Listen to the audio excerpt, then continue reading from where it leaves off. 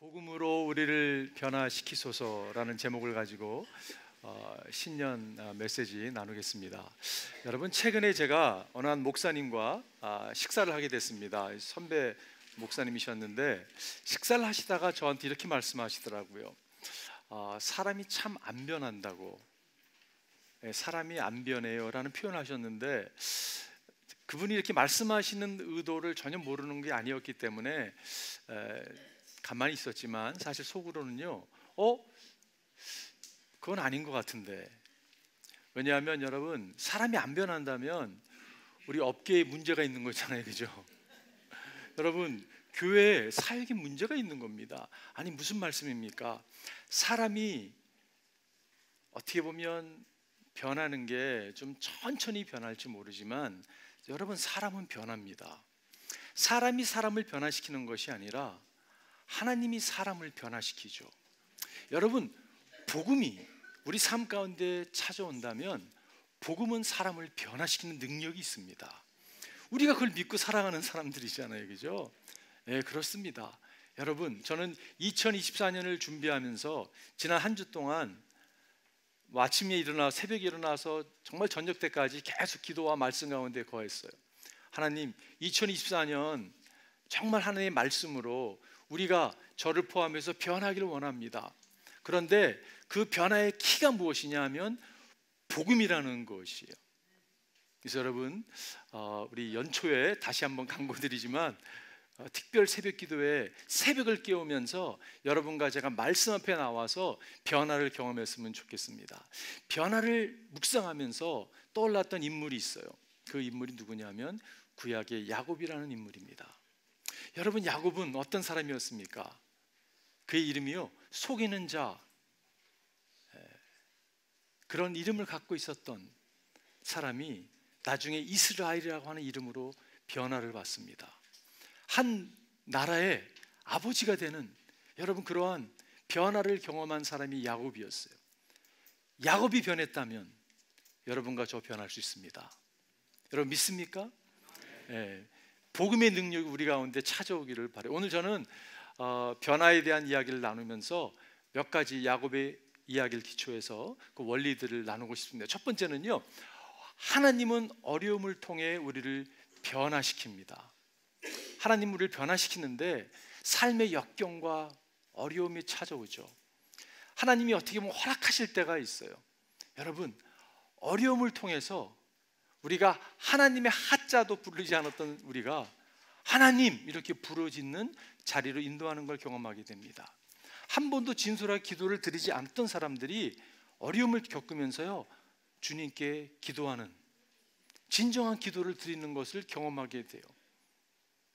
복음의 메시지가, 여러분, 복음 하도 많이 들어서 알 수 있어요, 그죠? 그런데 어려움을 지나면서 복음이 이래서 복음이구나를 깨닫게 되는 은혜가 있는 것을 보게 돼요.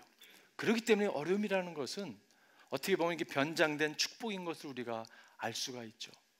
하나님께서 우리 삶 가운데 여러분 어려움을 이렇게 허락하십니다. 그리고 어려움을 통해서 우리가 하나님께 나아가는 것을 보게 돼요. 여러분, 어려움을 겪을 때 혹시 지금 어려움을 겪고 있다면 어쩌면 하나님께서 이런 메시지를 여러분과 저에게 전해줄지 모르겠어요. 나를 좀 바라볼 수 없겠니? 너의 어텐션을 나에게 줄 수 없겠니? 주님이 그렇게 말씀할 수 있습니다. 왜냐하면 우리가요, 엉뚱한 것을 보고 있는 거예요. 엉뚱한 것에 마음을 다 뺏겨 있습니다. 그것이 많은 경우에 우상입니다. 여러분, 우상은 우리를 죽일 수밖에 없어요. 우리를 내몰 수밖에 없어요. 우리를 멸망할 수밖에 없습니다. 주님께서 그렇기 때문에 고통이라는 걸 통해서 나를 좀 보라고, 나를 좀 바라봐야 된다고 주님이 말씀할 때가 얼마나 많은지 모르겠어요. 여러분, 우리 삶의 가장 큰 문제는 무엇입니까? 여러분과 제 삶의 가장 큰 갈등이 무엇입니까?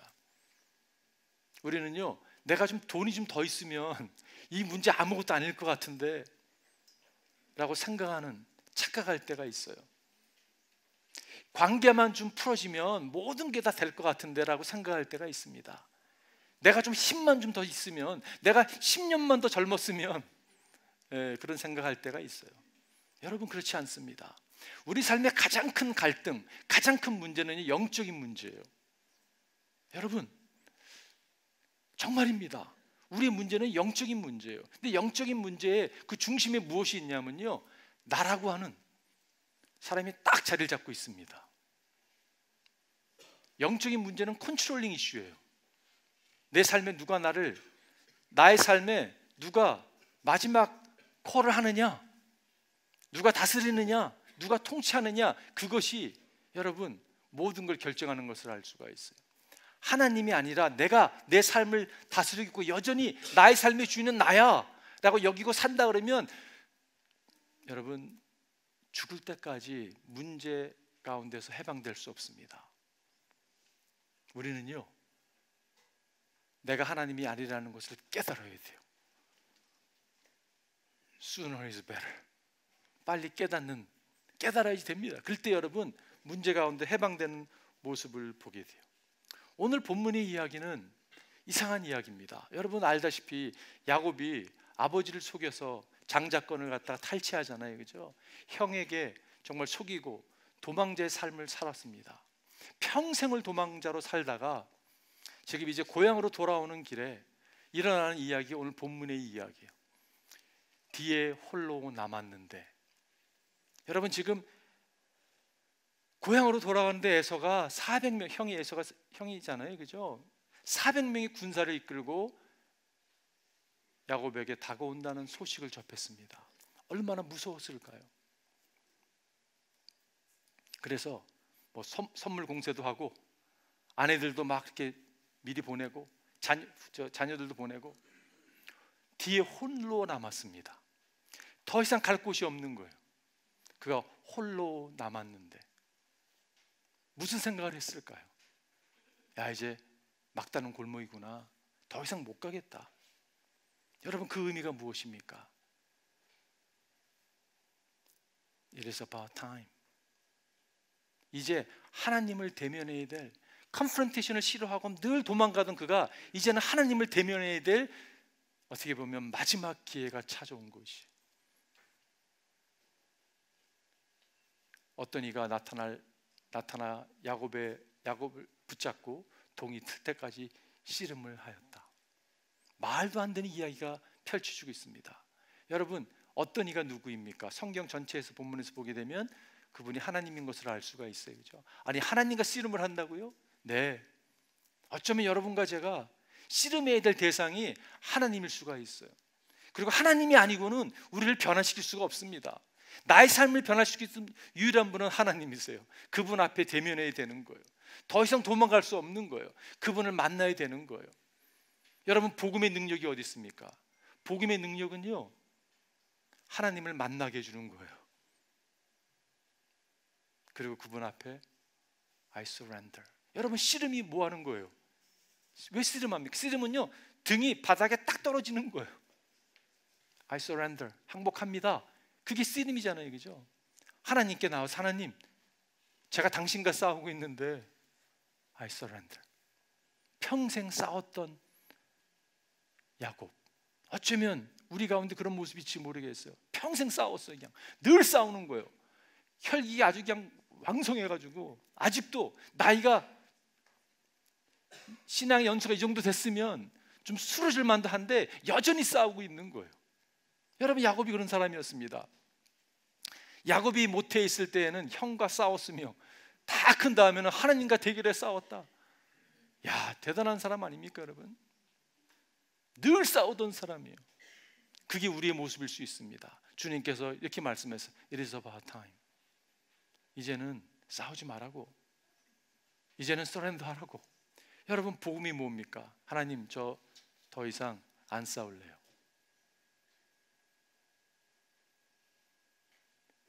복음을 접한 사람은 우리의 위치를 잘 아는 사람입니다. 아, 내가 하나님이 아니구나.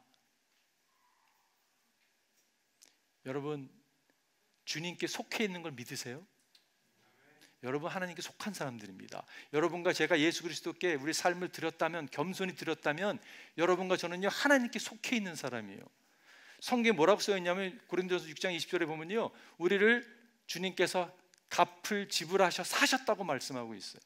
그게 십자가입니다. 여러분 십자가로, 여러분 십자가가 영수증이에요. 우리를 주님께서 사셨어요. 이렇게. 그렇다면 여러분과 저 누구에 속해 있습니까? 예수님께 속해 있는 사람들이에요. 대단한 사람들입니다. 더 이상 혹시 우리 가운데 아직도 싸움을 치르는 분이 계시다면 멈추십시오, 여러분. 그리고 주님께 서렌더 하십시오. 두 번째는요, 하나님은 인내를 통해 우리를 변화시키세요. 하나님은 인내를 통해 우리를 변화시킵니다. 어려움을 지날 때 여러분 포기하고 싶은 마음이 생겨요, 그죠? 혹시 우리 가운데 살 만큼 살았어, 누릴 만큼 누렸어, 이제 그만해도 돼, 이런 분 계십니까, 여러분? 그 생각은 하나님이 준 생각이라고 생각하지 않습니다. 여러분, 하나님이 우리를 변화시키는데 하나님께서 인내를 통해서 우리를 변화시키는 것을 알 수가 있어요. 야곱도 포기하고 싶었을 것이에요. 근데 오늘 본문에 보니까 그가 날이 새려고 하니 놓아달라고 하였지만 야곱은 자기에게 축복해 주지 않으면 보내지 않겠다고 때를 썼다. 말이 안 되는 게임이잖아요, 그죠? 아니, 하나님이 지금 씨름을 하는데 하나님이 한 번 탁 치면 그냥 날아갈 것 같은데 왜 하나님은 지연하셨을까? 여러분, 기도 드리는데 이런 경험이 있을 거예요. 예수님 영접하고 기도를 하는데 기도 응답이 즉각 되는 거예요. 그런 경험 있는 분 계세요? 네, 있습니다. 신앙을 딱 시작했는데 하나님께서 어렸을 때는요, 응답을 바로바로 해주세요. 그런데 어느 순간 깨달음이 찾아옵니다. 응답을 바로바로 안 해주시는 거예요. 기도가 이렇게 지연되는 것을 경험하게 됩니다. 그런 경험 있으시죠? 만일 하나님께서 모든 기도를 즉각 응답하셨다면 어떻게 됐을까요? 여러분과 저는요, 굉장히 버르장머리 없는 신앙이 되었을 거예요. 미성숙한 신앙이 되었을 거예요. 하나님의 관심은 어디에 있냐면요, 여러분, 우리의 인격 형상에 있습니다. 인격 형성에. 하나님은요, 우리의 인격에 관심을 갖고 계세요. 하나님이 우리의 삶에 목적을 갖고 일하시는데 어떤 목적을 갖고 계시냐면, 여러분과 제가 예수 믿고 예수를 닮아가는, 여러분, 주의 인격을 품는 자리로 이끄시는 것을 경험하게 돼요. 근데 거기에 필요한 게 뭐냐면 인내가 필요한 것을 알게 돼요. 여러분, 포기하지 마십시오. 포기하고 싶을 때가 한두 번이 아니에요. 근데 여러분, 포기하지 마십시오. 이 엉터리 야곱도요, 포기하지 않았더니 축복하잖아요, 그죠? 갈라디아서 6장 9절을 보면 선한 일을 하다가 낙심하지 맙시다. 지쳐서 넘어지지 아니하면 때가 이를 때에 거두게 될 것입니다. 특별히 주의 일을 감당하는 저희 교회 보면요, 참 많은 분들이 열심히 주의 일을 감당하시는 분들의 모습이 보입니다.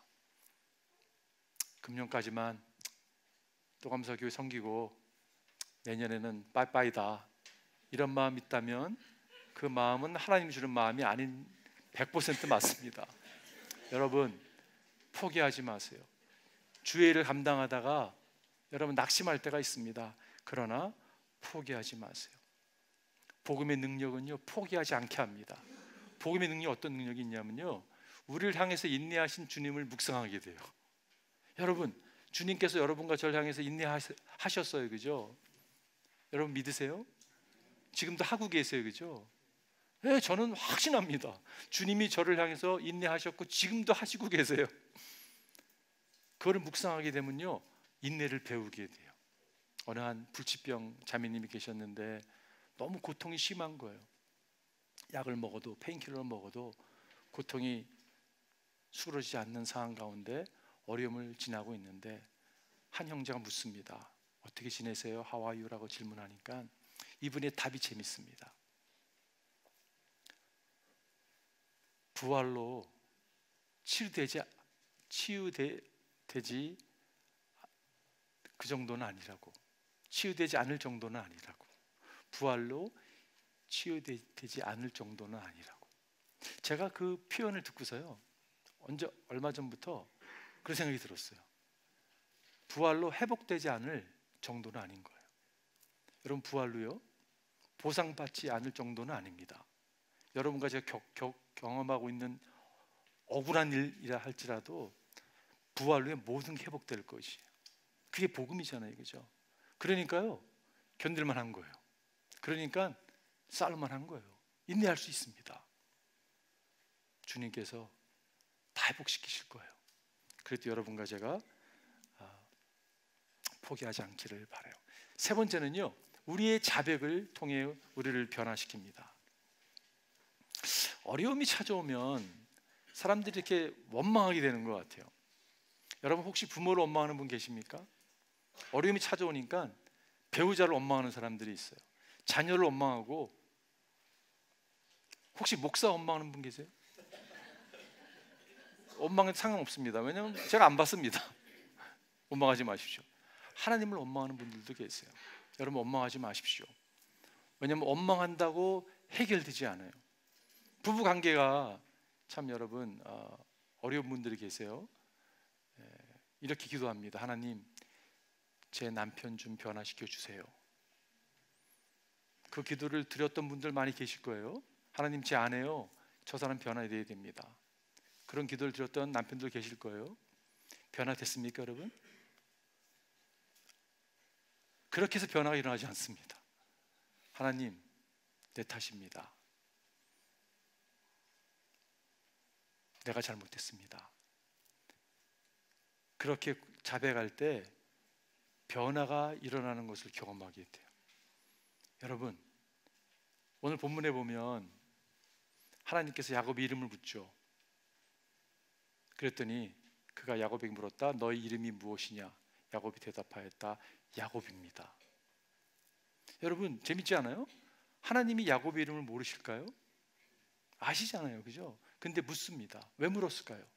야곱이 야곱의 입을 통해서 자백해야 됨이 필요했던 거예요. 야곱입니다. I'm a deceiver.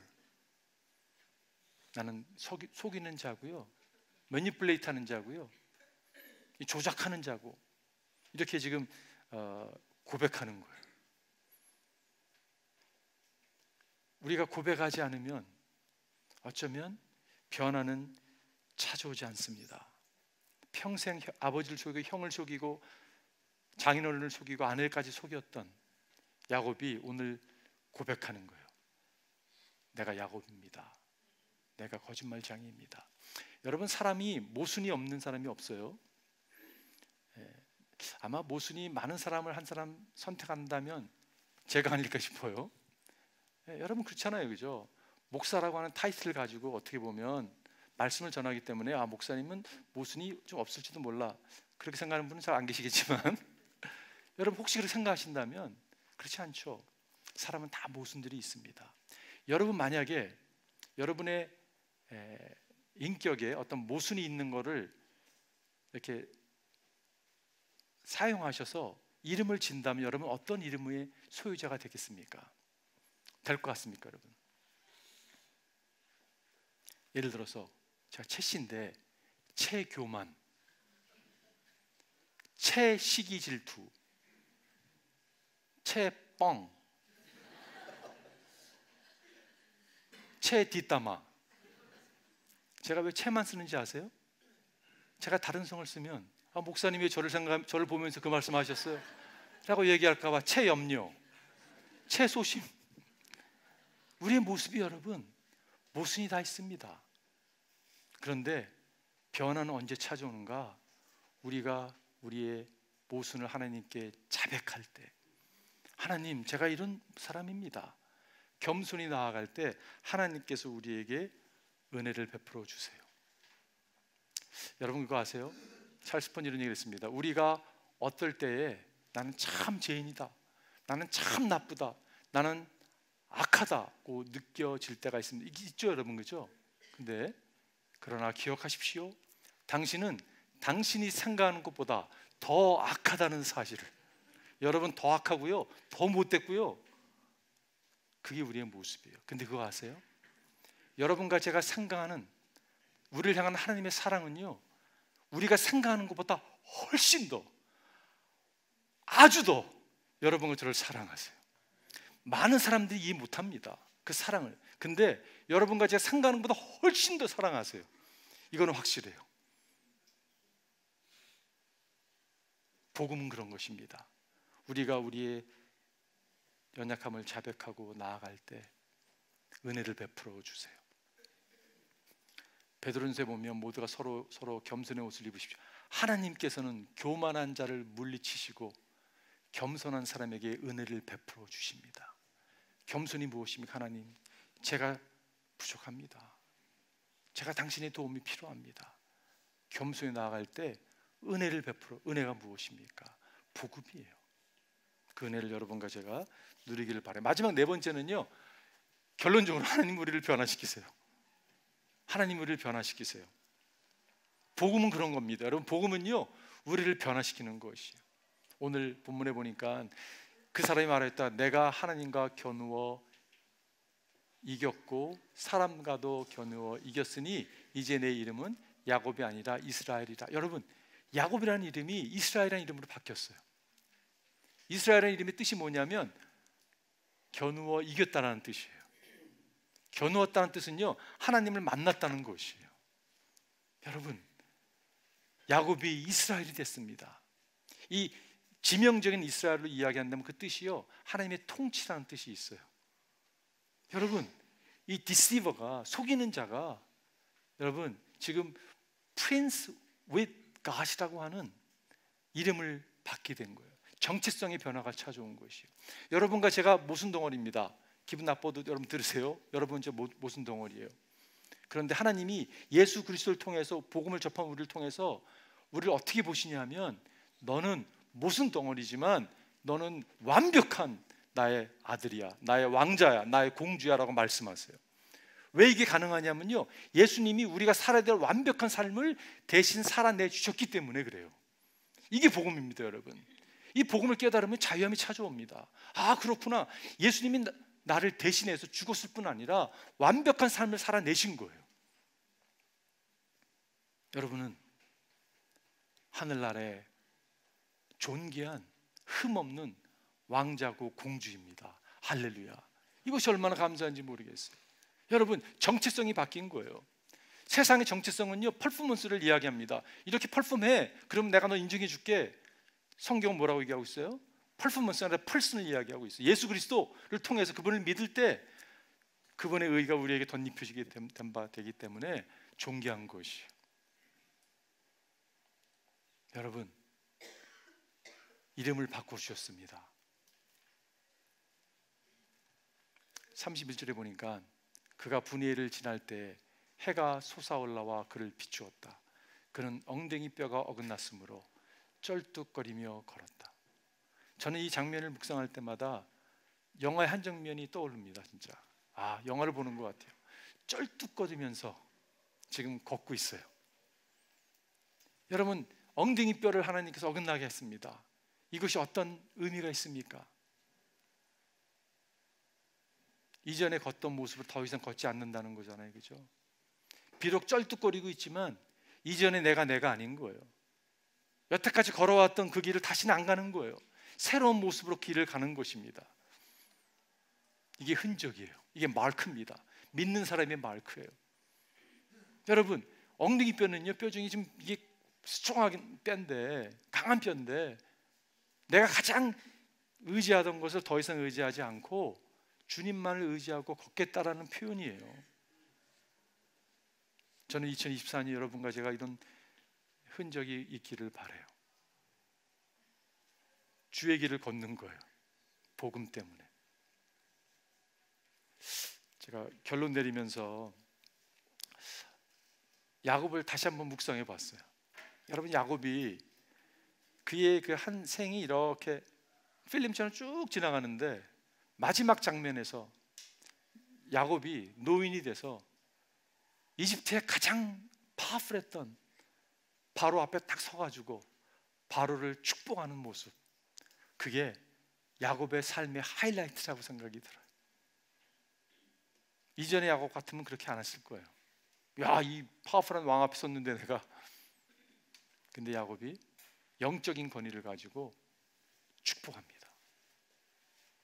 기도하기를 여러분과 제가 그러한 주님의 종들 됐으면 좋겠어요. 그러기 위해서는 여러분, 주님께 나아가십시오. 그분을 바라보십시오. 그분의 행하신 업적을 묵상하십시오. 복음의 능력이 우리의 삶을 인도하실 줄 믿습니다. 그럼 2024년 되시기를 주님의 축원드립니다. 우리 한번 기도할까요?